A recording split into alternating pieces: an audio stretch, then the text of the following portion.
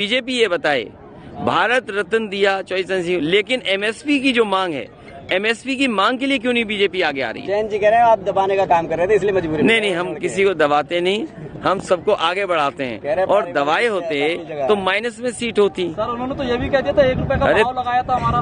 नहीं, ऐसा नहीं, तुम समझ नहीं पाए बात को। अगर दबाया होता तो 0 से -1 होती, -2 होती, -3 होती।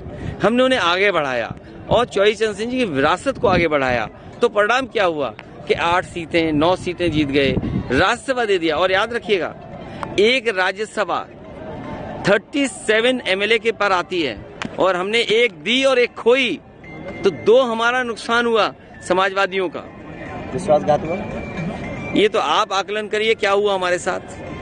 लुक अच्छा लग रहा है आपका, ये कमाल वाला। ये इसलिए कि बुनकर भाइयों के कुर्ते से भी मुनाफा हो और गमछे से भी। पुलिस आगे कर रहे हैं, ये पुलिस वालों को नहीं पता, इनकी नौकरी 3 साल हो जाएगी। अभी आपने मंच से एक बात कही थी कि जो बीजेपी है वो परिवार वालों को नीचे। मैं दूसरी बात कह रहा हूँ, ये तो हमारे सब गरीब लड़के हैं, गांव के हैं, जो पुलिस में भर्ती हैं। अग्निवीर में भी गांव के ही बच्चे आते थे।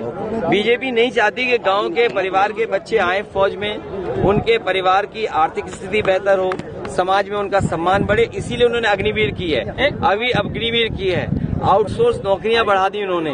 और हो सकता है ये हमारे जो खाकी पहने वर्दी घूम रहे हैं नौजवान, इनकी भी नौकरी अगर 3 साल कर देगी बीजेपी, तब क्या करोगे आप? जैसे पेपर लीक किए, जानबूझ करके पेपर लीक किए, जिससे उन्हें नौकरी और आरक्षण न देना पड़े। कल को इन लड़कों के साथ हो गया 3 साल की नौकरी, तब क्या करोगे आप?